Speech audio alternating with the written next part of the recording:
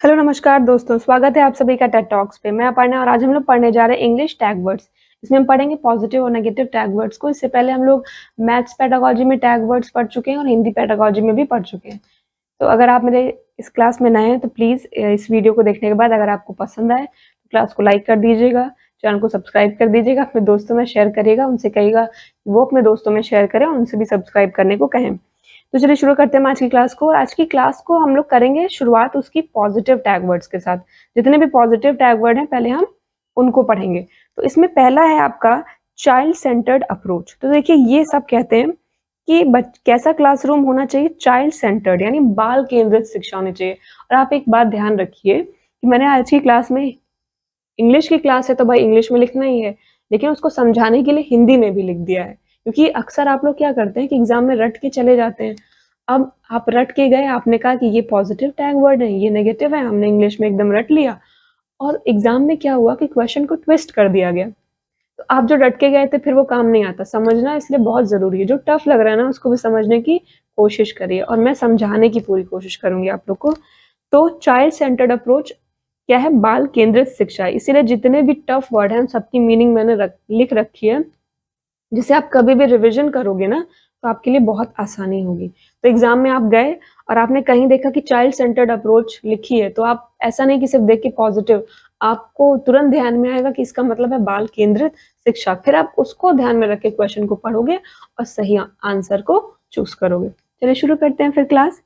तो बाल केंद्रित शिक्षा मतलब एक ऐसा क्लासरूम बनाना जहां बच्चों को ध्यान में रख के जो है चीजें की जाए। ये सोचा जाए कि कौन सी चीज बच्चे के लिए एकदम बेस्ट होगी। तो बच्चे को ध्यान में रखकर जहां सब कुछ किया जा रहा है, जहां सेंटर पॉइंट क्या है, बच्चा है, उसे क्या कहेंगे? चाइल्ड सेंटर्ड अप्रोच कहेंगे। दूसरा क्या है? पीयर लर्निंग यानी एक दूसरे से सीखना। अब आप इसको ऐसे समझिए कि आप याद करिए जब आप स्कूल में थे या कॉलेज में थे तो एग्जाम के 10 मिनट पहले आपका कोई एक फ्रेंड होता था जो आपको पता नहीं कितने कंसेप्ट समझा देता था, कितने टॉपिक पढ़ा देता था सिर्फ 10 ही मिनट में, एग्जाम के 10 मिनट पहले। तो पीयर लर्निंग क्या है? एक दूसरे से सीखना, साथ साथ सीखना या मिलजुल कर सीखना। पीयर कौन है? जो आपके साथी में पढ़ रहे हैं, आपके दोस्त हैं, आपके सहपाठी हैं। ठीक है। अगला है कि इंगेज लर्नर्स। अब जो सीखने वाला है उसको क्या करना है? टीचर को इंगेज करना है। मतलब और किस में इंगेज करना है? किसी मीनिंगफुल टास्क में। ऐसा नहीं कि खाली लिखने में या रटने में इंगेज कर दिया, नहीं। इंगेज भी किस में करना है? किसी मीनिंगफुल टास्क में करना है, यानी कुछ ऐसा काम हो जो उनके काम में आए, जो उनके संज्ञान में, उनकी तार्किकता में वृद्धि करे। फिर अगला क्या है? कैसे सिखाना है? लर्निंग मतलब कैसे सिखाना है? बाय डूइंग, मतलब करके सिखाना, यानी प्रैक्टिकल नॉलेज देना है। ऐसा नहीं बच्चे को क्लासरूम में बिठाया, नोट्स अवेलेबल करा दिया, कहा जाओ सिलेबस कंप्लीट, ऐसा नहीं करना है। बच्चे को करके दिखाना है, उन्हें प्रैक्टिकल करना है उनके सामने कि ऐसा हो रहा है तो क्यों हो रहा है, 2+2=4 तो वो क्यों हो रहा है। हर एक छोटी से छोटी चीज भी बच्चे को समझा के बतानी है। अगला है कंस्ट्रक्टिविस्ट यानी रचनात्मकता। अब क्या होना चाहिए? इस तरह पढ़ाए बच्चे को कि बच्चे को जो है इंटरेस्ट आए, रचनात्मक तरीके से बताइए, मतलब हर चीज को समझाते चलिए। तो ये जहाँ पे आप देखेंगे कंस्ट्रक्टिविस्ट या कंस्ट्रक्टिविज्म, तो मतलब रचनात्मकता, तो वहां आप समझ जाएंगे ये क्या है? पॉजिटिव वर्ड है। तो इसका मतलब क्या है रचनात्मकता का? कि जहां पे चीजों को अलग अलग तरीके से डिफरेंट अप्रोच के साथ जो है इंटरेस्ट लेके सिखाया जा रहा है। अब अगला क्या है हमारा पॉजिटिव वर्ड? अगला है डिस्कशन। डिस्कशन मतलब बातचीत की जाए। देखिए इससे पहले जब मैंने आपको पढ़ाया था तो वहां पे पढ़ाया था क्या? परस्पर संवाद। परस्पर संवाद क्या था? बातचीत ही तो था। यहाँ पे डिस्कशन यही है कि टीचर किसी भी टॉपिक पे, टीचर के कुछ पॉइंट्स होंगे, बच्चे के कुछ पॉइंट्स होंगे। अब जब ये सब मिल जाएगा, टीचर के पॉइंट, क्लास में जितने बच्चे हैं उन सब के पॉइंट जब आपस में मिल जाएंगे तो किसी भी टॉपिक को लेके एक अच्छा कंक्लूजन निकाला जा सकता है। इसलिए क्लास में क्या जरूरी है? डिस्कशन बहुत ही ज्यादा जरूरी है। अगला क्या है? एक्टिविटी करवाई जाए। ठीक है, बच्चों को कुछ ना कुछ करवाते रहना चाहिए। कैसी एक्टिविटी हो रही है? कोई रोल प्ले करवा दे, मतलब कोई प्ले करवा दे, एकांकी करवा दे। मतलब कोई भी टॉपिक कुछ आप पढ़ा रहे बच्चे को तो कह दो तुमको ये रोल प्ले करना है, आपको ये करना है। तो इसके लिए बच्चा क्या करेगा? रोल की तैयारी करने के लिए मेहनत करेगा, डेप्थ में जाएगा, उसको समझेगा। तो इस तरह क्या होगा? वो एक्टिविटी कर रहा होगा, उसका एक्टिव पार्टिसिपेशन हो रहा होगा और इस तरह से क्या है, वो चीजों को अच्छे से सीख रहा होगा। अब अगला क्या है, यूज ऑफ डिफरेंट अप्रोच, मतलब सिखाने के अलग अलग तरीके करना। जैसे मैंने अभी क्या बताया कि रोल प्ले करवा दीजिए या कोई एक्टिविटी करवा दीजिए, डिस्कशन करा दीजिए। तो ये जो यूज ऑफ डिफरेंट अप्रोच है, ये किसमें, इसके अंतर्गत क्या क्या आ सकता है, देखिए इसमें आपका आ सकता है कि डिस्कशन करवा दिया, या किसी तरह की कोई एक्टिविटी करवा दे रहे हैं, या फिर आप रोल प्ले कुछ इस तरह करा दे रहे हैं। तो ये सब किसके पार्ट हो गए, डिफरेंट अप्रोचेस के ही पार्ट हो गए। तो देखिए ये सब एक ही चीज है जिनको मैंने एक ही साथ लिख दिया है। अगला है डाइवर्जेंट, मतलब क्लास आपकी कैसी होनी चाहिए, डाइवर्जेंट क्लासरूम होनी चाहिए, मतलब डिफरेंट होनी चाहिए। वो भी इसी में आ जाएगा कि जहाँ पे आप एक ही रटे रटाए मेथड या तरीके से नहीं पढ़ा रहे हैं, बल्कि अलग अलग तरीकों से बच्चे को समझा रहे हैं। तो ये एक पॉजिटिव वर्ड है। ये अब जो नया पैटर्न है उसमें अक्सर पूछ लिया जाता है डाइवर्जेंट। तो डाइवर्जेंट का मतलब क्या है, डिफरेंट, अलग। ठीक है। अब open ended, open ended classroom का मतलब क्या है, जहां पे देखिए दो तरह के क्वेश्चन होते हैं। एक क्वेश्चन ऐसा है कि आपसे पूछा गया कि आपका नाम क्या है, तो इसका सीधा सीधा जवाब है, मुझसे कोई पूछेगा कि आपका नाम क्या है तो मैं कहूंगी अपर्णा सिंह। ठीक। अब किसी और ने पूछा, एक तो ये क्वेश्चन हो गया, दूसरा ये कि अपने बारे में बताइए। जब वो कह रहा है अपने बारे में बताइए, तब उसमें मेरा नाम भी आ जाएगा कि मेरा नाम अपर्णा सिंह है, मैं इस जगह रहती हूँ, मैंने इंजीनियरिंग की पढ़ाई की है, और भी चीजें आ जाएंगी। तो ओपन एंडेड का क्या मतलब है, इसमें इसका मतलब होता है कि जहां पे जवाब सिर्फ हाँ या ना में नहीं है, जहां पे लॉजिकल थिंकिंग होगी, और मतलब परिस्थिति के अनुसार कुछ भी जवाब हो सकता है, कुछ ध्रुव सत्य की तरह सत्य ही नहीं है कि या तो हाँ होगा या ना होगा। तो ये अपने नाम से भी आप समझ सकते हैं कि क्या लिखा है, ओपन मतलब खुला हुआ, मतलब जहां पे जवाब कुछ भी हो सकता है, आदमी परिस्थिति के अनुसार सोचेगा फिर जवाब देगा, तो वो क्या है, ओपन एंडेड है। अब अगला क्या है, अगला वो है जो मैंने आपको कई सारे क्लासेस में पढ़ा रखा है, रियल लाइफ रिलेटेड, मतलब आपकी जिंदगी से रिलेटेड होना चाहिए। ठीक है। मतलब बच्चे को आप इस तरह पढ़ाइए कि उसका जो सामाजिक जीवन है, जो आसपास वो रह रहा है, उस व्यवहारिकता से पढ़ाइए जिस जो वो आसपास जिसके रह रहा है। तो बच्चे को पढ़ाने का तरीका कैसा होना चाहिए, रियल लाइफ रिलेटेड होना चाहिए, मतलब उसके जीवन से जुड़ा होना चाहिए, जो आप हिंदी में पढ़ चुके हैं, मैथ्स में भी पढ़ चुके हैं। ठीक है। अगला है कनेक्ट विथ प्रीवियस एक्सपीरियंस, मतलब अनुभव से सीखना। ये जो रियल लाइफ रिलेटेड है और कनेक्ट विथ प्रीवियस एक्सपीरियंस, ये एक ही है। ठीक है। तो आप चीजों को ऐसे रिलेट करते हुए भी पढ़िए कि इससे पहले जो मैंने आपको बताया कि एक्टिविटी करना, एक्टिव पार्टिसिपेशन करना, तो वो एक हो गया, वो उस सब में क्या आ जाएगा, डिस्कशन आ जाएगा या रोल प्ले। तो आप इस तरह चीजों को एक ही तरह कनेक्ट करके भी सीखिए। तो बच्चों को किस तरह सिखाना है कि उनके जो निजी जीवन से जुड़ी चीजें हैं उनसे सिखाइए। तो जब आप ये सिखाएंगे तो उसमें क्या आ जाएगा, उनके जो एक्सपीरियंस है, अनुभव भी इसके अंतर्गत आ जाएंगे ना। इससे क्या होगा, जब आप बच्चे को अलग अलग तरीके से सिखा रहे हैं तो क्या होगा, उनकी इमेजिनेशन पावर बढ़ेगी, मतलब सोचने की, कल्पना करने की जो क्षमता है उसमें विकास होगा। अब आप इस तरह पढ़ाइए कि क्या हो, बच्चे की एनालिटिकल थिंकिंग बढ़े। अब देखिए कहीं आप देख लीजिए एनालिटिकल थिंकिंग, फिर इसको मैं पहले भी पढ़ा चुकी हूँ। कैसी थिंकिंग है ये, विश्लेषणात्मक है, मतलब आप हर चीज का विश्लेषण कर रहे हो। तो कहीं भी ये देखिएगा, ये क्या है, पॉजिटिव वर्ड है। फिर क्या करना चाहिए, टीचर को बच्चे का इनकरेजमेंट करना चाहिए, उसे मोटिवेशन देना चाहिए ना। इनकरेजमेंट मतलब हौसला अफजाई, वो कुछ भी करे आप उसे इनकरेज करिए। वो अगर थोड़ा सा भी सही कर रहा है, थोड़ा सा भी अच्छा कर रहा है, कोशिश कर रहा है, तो आप कीजिए हाँ, आज तुमसे 10% हुआ, कल देखना तुमसे 20% हो जाएगा। तो इस तरह के काम करिए, उसको मोटिवेट करिए, मतलब अभी प्रेरणा दीजिए, प्रेरित करते रहिए। फिर अगला है रीइंफोर्समेंट, ये आप सब पढ़ चुके हैं, पुनर्बलन देना। ठीक है। ये किस में आएगा, पॉजिटिव वर्ड में आएगा।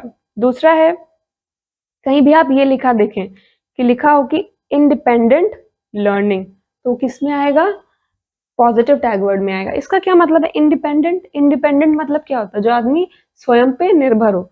मतलब आप स्पून फीडिंग मत कराइए बच्चे को, कोई भी टॉपिक है वो बच्चे को खुद से समझने सीखने दीजिए। अगला क्या है, लॉजिकल रीजनिंग, ये तो सभी को पता है, पॉजिटिव टैग वर्ड में आया है, कई बार मैं इसको समझा भी चुकी हूँ। फिर देखिए नेक्स्ट है अपॉर्चुनिटी के बारे में बताया जा रहा है। अपॉर्चुनिटी मतलब अवसर देना, तो प्रोवाइड अपॉर्चुनिटी मतलब अवसर प्रदान करना, या कहीं लिखा हो कि क्रिएट अपॉर्चुनिटी।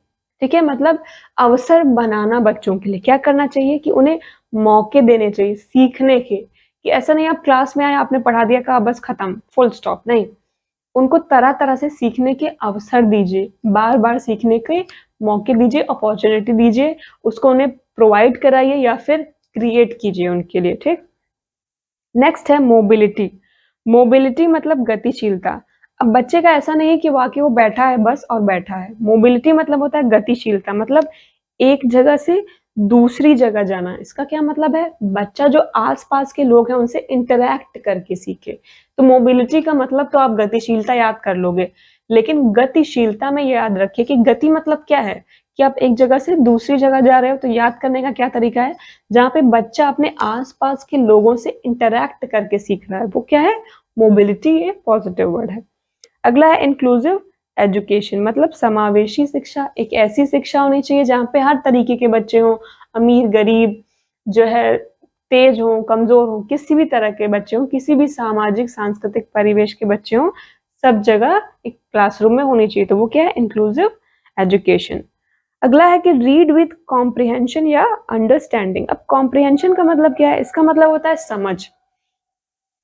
तो इस तरह पढ़ाई करना कि समझ में आए ना, कोई भी टॉपिक पढ़ा ऐसा नहीं कि पढ़ के खत्म कर दिया क्योंकि पढ़ना था। जैसे मैंने आपको बताया पिछली क्लास में, मैंने बताया था कि बच्चे को टीचर ने खड़ा किया कि चलो ये एक पैराग्राफ चलो रीड करो, तो ऐसा नहीं उसको रीड करके छोड़ देना है। जब वो पढ़ रहा है बच्चा जब उसको पढ़ रहा है तो उसको समझ में आना चाहिए, एक अंडरस्टैंडिंग होनी चाहिए। तो जहां भी आपको ये लिखा दिखेगा कि रीड विथ कॉम्प्रिहेंशन और अंडरस्टैंडिंग, आप समझ जाओगे ये क्या है, एक पॉजिटिव वर्ड है। अगला है एक्सप्लिसिट। एक्सप्लिसिट मतलब क्या होता है, सुस्पष्ट, मतलब एकदम साफ साफ समझाना, ऐसा क्लैरिटी होनी चाहिए। ऐसा नहीं कि कुछ भी समझा दिया या बता दिया, क्या होना चाहिए, एकदम क्लैरिटी होनी चाहिए। अब देखिए नेक्स्ट है इंटीग्रेटेड। इंटीग्रेटेड मतलब होता है एकीकृत करना या जोड़ना। तो क्या करना है कि बच्चों को जब आप सिखा रहे हो तो पार्ट्स पार्ट्स में करके सिखाओ, फिर सबको जोड़ दो, सबको एक कर दो, ऐसा बना दो कि उसको पूरी तरह से समझ में आ जाए। ठीक है, तो वो क्या होगा, इंटीग्रेटेड होगा। नेक्स्ट है कि child's language is a resource. तो देखिए भाषा में क्या होती है, विविधता होती है। ये पिछली क्लास में मैं आपको ऐसे ही समझा चुकी हूँ जैसे भी समझाने जा रही हूँ, कि भाषा में क्या होनी चाहिए, विविधता होनी चाहिए, विविधता पूर्ण होनी चाहिए, कि हर जगह से, हर सामाजिक सांस्कृतिक परिवेश से बच्चे आएंगे तो अलग अलग भाषा होगी, और टीचर को इससे परेशान नहीं होना चाहिए, उसे एक संसाधन, एक रिसोर्स के रूप में यूज करना चाहिए। बच्चे की जो लैंग्वेज है, टीचर को उसे क्या समझना चाहिए, संसाधन, एक रिसोर्स समझना चाहिए, और उसी के थ्रू सब बच्चों को साथ में लेके पढ़ाना चाहिए। फिर अगला देखिए है इंडक्टिव और बॉटम अप अप्रोच। अब इंडक्टिव मेथड आप जानते हैं बेस्ट होता है। इसमें क्या है कि बच्चा खुद से सारा काम कर रहा है, एग्जाम्पल ले रहा है, उसके बाद जो है एक जनरल रूल सेट किया जा रहा है। तो यही आपकी बॉटम अप अप्रोच है। इंडक्टिव मेथड कह लीजिए बॉटम अप, जहाँ पे पहले एग्जाम्पल बनाए जा रहे हैं, बच्चा खुद से सीख रहा है, समझ रहा है, और उसके बाद फिर आगे काम कर रहा है। तो ये भी आपका क्या है, पॉजिटिव है। और लास्ट है आपका, आपके पॉजिटिव टैग वर्ड में लीडरशिप। बच्चे को आप इस तरह समझाइए पढ़ाइए कि उसमें क्या डेवलप हो, लीडरशिप क्वालिटी डेवलप हो। अब हम पढ़ेंगे नेगेटिव टैग वर्ड। ठीक है, तो नेगेटिव में पहला तो वही है, सब जानते हैं कि किस तरह बच्चे को नहीं पढ़ाना, किस तरह नहीं पढ़ाना है, पूरी क्लास में मैं अभी बता चुकी हूँ कि रटाना नहीं है, याद नहीं करवाना है, या आप क्रैमिंग भी कह सकते हैं। तो रोट मेमोराइजेशन नहीं होना चाहिए, रिमेम्बरिंग नहीं, याद करने पे जोर नहीं देना, अंडरस्टैंडिंग पे जोर देना है। फिर लर्न, लर्न कहीं भी आएगा वो अपने आप में नेगेटिव हो जाएगा। तो लर्न रूल्स की नियम याद कर लो, ये 4 सूत्र थे, ये 4 तरीके हैं, इसको याद कर लो, हो गया, ऐसा भी नहीं करना है। फिर रिवॉर्ड एंड पनिशमेंट। पनिशमेंट बच्चे को नहीं देनी है, सजा नहीं देनी है कि आप उसे सजा दे दें कि अभी तुम्हें रुकना पड़ेगा क्लास, अब एक्स्ट्रा क्लास होगी तुम्हारी, स्पेशल क्लास कराई जाएगी, ये सब नहीं कराना है। उसका मजाक नहीं उड़ाना, उसे मारना नहीं है, और रिवॉर्ड भी नहीं देना। ज्यादा रिवॉर्ड देने से बच्चे क्या होते हैं, लालची हो जाते हैं। अब ज्यादा रिवॉर्ड दोगे तो वो भी ठीक नहीं है। अगला है रैंकिंग या ग्रेड नहीं देना चाहिए। अब ये तो हर जगह होता है देखिए, लेकिन ये पेडागोजी के हिसाब से बहुत गलत है, और ये मैं पर्सनली भी मानती हूँ ठीक नहीं है, कि रैंकिंग और ग्रेड ये दोनों ही गलत है। कि आप बताइए तुम फर्स्ट आ गए, तुम सेकंड आ गए, तुम फेल हो गए, या ग्रेड दे रहे हो ABCD, तो ये भी नहीं करना चाहिए, जो कि होता ही है। नेक्स्ट है फोकस्ड ऑन टेक्स्ट बुक्स, यानी पाठ्य पुस्तकीय ज्ञान। मतलब जो पुस्तक में लिखा है बिल्कुल वही सही है, उसका डिट्टो पढ़ाना है, उसका एक का इधर से उधर भी नहीं हो सकता पॉइंट में, ये गलत है। बुक्स किस लिए होती हैं? आपकी हेल्प के लिए होती हैं, किसी भी कंसेप्ट को समझने के लिए। उसको पूरी तरह से वैसे ही अपने अंदर आत्मसात कर लेना गलत बात है। आप उससे कंसेप्ट समझिए, फिर अपने हिसाब से लिखिए और चीजों को बनाइए। तो जो जहां भी ऐसा है कि फोकस्ड ऑन टेक्स्ट बुक, वो आपका नेगेटिव टैग वर्ड होगा। फिर है नोट डाउन केयरफुली, मतलब नोट्स बनाना। आप पढ़ चुके हैं पहले भी कि कहीं भी नोट्स बनाने की बात हो रही है कि पूरी तरह सिर्फ लिखते ही रहो लिखते रहो, ये आपने क्या है, गलत है। अब जब नोट डाउन केयरफुली गलत है, तो नोट्स प्रोवाइड करना वो भी क्या हो जाएगा, वो भी अपने आप में नेगेटिव हो जाएगा। नोट्स आप किससे बनाओगे? पेन और पेपर से बनाओगे, तो सिर्फ पेन और पेपर का ही काम है, ये भी क्या हो जाएगा, गलत हो जाएगा। तो देखिए ये सब एकदम एक जैसे हैं, focused on text book, note down carefully, providing notes, या pen and paper work only. ठीक है, तो चीजों को रिलेट करते हुए पढ़ेंगे हम।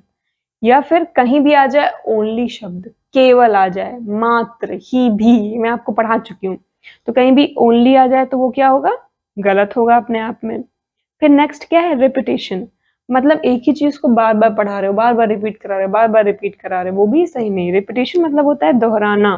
ठीक है, किसी चीज को आप बार बार एक ही चीज को समझा रहे हो, जैसे मैं यही पढ़ा रही हूँ और इसमें मैं सिर्फ आपको रिपीटेशन ही पढ़ाती जाऊँ, या ओनली के बारे में पूरे टाइम 10 मिनट समझा दूँ, ये क्या है, ये सही तरीका नहीं है। फिर एक बहुत इंपॉर्टेंट बात है जेंडर बायसनेस, यानी लैंगिक भेद। ऐसा करना कि लड़की ये काम नहीं कर सकती, लड़का ही कर सकता है। तो जहाँ पे जेंडर बायसनेस हो, लड़के और लड़की को लेके समझ जाएगा, ये क्या है, नेगेटिव टैग वर्ड है। फिर है स्ट्रिक्ट डिसिप्लिन। स्ट्रिक्ट डिसिप्लिन आ जाए या डिसिप्लिन आ जाए, मतलब बहुत कठोर तरह से नियमों का, कानूनों का पालन करो, कि जो है क्लास में बैठे रहना है, बाहर नहीं जाना, इस तरह की चीजें क्या है, बच्चे को एकदम परेशान कर देना ना, वो भी नेगेटिव है। जैसे इसके नीचे इसका एग्जाम्पल ही समझ लीजिए, जैसे आस्क टू सिट क्वाइटली, कि चुपचाप एकदम बैठे रहो, हिलना भी नहीं है, होठ भी नहीं हिलाना। ठीक है ना। फिर सेट स्टैंडर्ड गोल्स, मतलब गोल सेट कर देना क्लास में कि इतना टॉपिक इतने दिन में खत्म करना है, या आपका भी टेस्ट होगा 10 नंबर का, तो सबको 10 में जो है 9.5 लाने ही लाने हैं। तो इस तरह की चीजें भी क्या होती हैं, अपने आप में गलत होती हैं। फिर जैसे मैंने बताया था कि पनिशमेंट नहीं देनी चाहिए बच्चे को, तो पनिशमेंट में आप क्या क्या कर सकते हो, उसको स्कोल्ड कर सकते हो, आप उसे डांटोगे ना, या फिर मजाक नहीं उड़ाना चाहिए बच्चे को, मारना तो कतई नहीं चाहिए, हाथ बिल्कुल नहीं उठाना चाहिए। कुछ और वर्ड्स हैं जिनको आप ध्यान दीजिए, जो अपने आप में ही नेगेटिव हैं, बस आपको एक बार उनको ध्यान से सुन लेना है। जैसे स्ट्रेस, बर्डन। स्ट्रेस मतलब तनाव, बर्डन मतलब ज्यादा बोझ दे देना बच्चे पे पढ़ाई का, ये सब क्या है, अपने आप में नेगेटिव है। ठीक है, तो ये भी ध्यान रखना है, कहीं भी आएंगे स्ट्रेस या बर्डन टाइप का, आप देख ही रहे हो, आप क्या अपनी जिंदगी में स्ट्रेस या बर्डन चाहते हो? नहीं चाहते हो ना, तो बच्चे की जिंदगी में फिर कैसे सोच सकते हो? तो ये अपने आप में क्या है, नेगेटिव है। अगला है कन्वर्जेंट। तो कन्वर्जेंट का मतलब क्या होता है? इसका मतलब है कि बच्चों, मतलब सीमित एक तरह से समझ लो, जहां बच्चों को बहुत डेप्थ में नहीं बताया जा रहा है, मतलब बच्चों को बिना बहुत लर्निंग का एक्सपीरियंस, लर्निंग का जो प्रोसेस है उसका एक्सपीरियंस लिए बिना ही उसको जो है सही जवाब बता दिया जा रहा है। मतलब students are given the correct answer without opportunity to experience the learning process. अब इसकी हिंदी क्या है कि बच्चों को बिना बहुत सिखाए हुए कि लर्निंग प्रोसेस ये है, इस तरह किसी भी चीज का, कोई भी कॉन्सेप्ट, कोई भी सब्जेक्ट हो सकता है जिसमें बच्चे को बहुत ज्यादा सिखाया ना गया हो, कुछ ही टाइम बाद उनको सही आंसर बता दिया जाए। ठीक है ना, तो वो क्या हो जाएगा, कन्वर्जेंट। कन्वर्जेंट का मतलब क्या है, जहां बच्चों को बहुत ज्यादा जो है लर्निंग प्रोसेस में सिखाया नहीं जा रहा, तो कन्वर्जेंट क्या है आपका, नेगेटिव है। और इसी की जगह अगर कहीं आपको दिया हो डाइवर्जेंट, डाइवर्जेंट, तो वो आपका क्या हो जाएगा, पॉजिटिव हो जाएगा। ठीक है, तो कन्वर्जेंट क्या है, नेगेटिव है, और डाइवर्जेंट आपका पॉजिटिव है। अब अगला है डिडक्टिव मेथड। आप सब इसके बारे में पढ़ चुके हो, डिडक्टिव मेथड हो, टॉप डाउन हो, इसका मतलब क्या होता है कि पहले जो बने बनाए रूल हैं उन्हीं को फॉलो करना है, बच्चा जो रूल बने हैं उन्हीं को फॉलो करेगा, उसी से सारा काम आगे करेगा। तो इससे क्या है, बच्चे में कोई क्रिएटिविटी डेवलप नहीं हो पाएगी। तो जो डिडक्टिव मेथड है या टॉप डाउन अप्रोच है, ये आपकी क्या है, नेगेटिव में आएगी। फिर teach according to historical background या ट्रेडिशनल क्लासरूम। मतलब आप उस बच्चे को पुरानी परिपाटी पे ही पढ़ा रहे हो। एक तरीके से वो क्लास में आएगा, आप नोट्स बनवा दोगे, बस वो ऐसी पूरी पोथी कंप्लीट कर लेगा और घर चला जाएगा। तो इस तरह भी नहीं करना है। दूसरा लेक्चर मेथड, सिर्फ लेक्चर व्याख्यान ही देते जा रहे हो, बोलते ही जा रहे हो, ये भी अपने आप में गलत है। फिर डू ड्रिल वर्क, मतलब बच्चों को बहुत प्रैक्टिस कराना, हद से ज्यादा करवाना, वो भी अपने आप में गलत है। नीचे मैंने लिखा भी हुआ है एम्पल प्रैक्टिस। या फिर बच्चे को इस तरह नहीं पढ़ाना है कि करियर ओरिएंटेड वो बन जाए, मतलब कि बच्चा ये सोचे कि पढ़ना इसलिए है क्योंकि बड़े चल के आईएएस बनना है, तो पढ़ना इसलिए कि बड़ा होके इंजीनियर बनना है, डॉक्टर बनना है। तो इस तरह करियर ओरिएंटेड नहीं होना। बच्चे को आप पढ़ाइए क्योंकि पढ़ना है, क्योंकि सीखना है। फिर नेक्स्ट है कंपटीशन। कंपटीशन मतलब बच्चों में जो प्रतियोगिता की भावना है वो भी डेवलप नहीं करनी चाहिए। और कंडक्ट एक्स्ट्रा या स्पेशल क्लास, ये मैं आपको समझा ही चुकी हूँ कि बच्चे को जो कभी भी स्कूल खत्म होने के बाद नहीं रोकना चाहिए। क्लोज एंडेड, क्लोज एंडेड का मतलब जैसे मैंने अभी आपको थोड़ी देर पहले समझाया कि आपसे पूछा जाए कि आपका नाम क्या है, मतलब एक ऐसा सवाल जिसमें कोई थिंकिंग की गुंजाइश ही नहीं है, आंसर सिर्फ हाँ या ना में होगा। और ओवर थिंकिंग, ज्यादा सोचना, ये भी अपने आप में नेगेटिव चीज है। इम्प्लिसिट, इम्प्लिसिट का मतलब क्या होता है? अंतर्निहित होना, मतलब किसी चीज को बहुत डायरेक्ट वे में एक्सप्रेस नहीं करना। ठीक है, कोई भी चीज जो डायरेक्ट वे में यानी सीधे तरीके से नहीं समझाई गई हो, तो कोई भी चीज सीधे तरीके से नहीं समझाई जाएगी तो क्या समझ में आएगी? नहीं आएगी। तो इम्प्लिसिट आपका क्या है? नेगेटिव वर्ड है। अगला है सेग्रीगेट या सेपरेट ग्रुप्स, यानी बच्चों में क्या करना, बच्चों के अलग अलग ग्रुप्स बना देना कि ये पढ़ने में तेज हैं, ये इस तरफ रहेंगे, कमजोर हैं इस तरह रहेंगे, ये अमीर हैं इस तरफ रहेंगे, ये गरीब हैं इस तरह से रहेंगे। इस तरह से बच्चों में भेदभाव नहीं करना चाहिए। तो देखिए हमारी आज की जो क्लास है वो यहीं पे खत्म होती है। आई होप आपको ये क्लास समझ में आई होगी। अगर आई है तो प्लीज तुरंत क्लास को लाइक कर दीजिएगा, अपने दोस्तों में जरूर शेयर करिएगा और अच्छे से पढ़ते रहिए, बिल्कुल बिना परेशान हुए। हम आपसे मिलेंगे अपनी अगली क्लास में। तब तक आप लोगों को कोई समस्या हो तो मुझे कमेंट बॉक्स में कमेंट करिएगा, मैं पूरी कोशिश करूंगी कि उसका सॉल्यूशन निकाल पाऊँ। तो हम आपसे मिलते हैं अपनी नेक्स्ट क्लास में। तब तक आप सभी को बेस्ट विशेस। नमस्कार।